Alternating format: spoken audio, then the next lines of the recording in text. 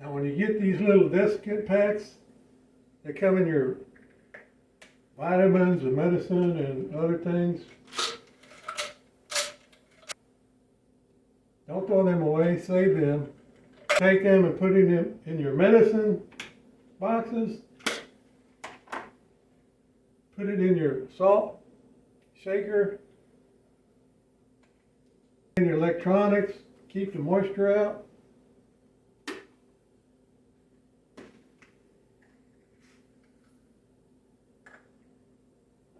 Your broth. And I also put them in my tool bag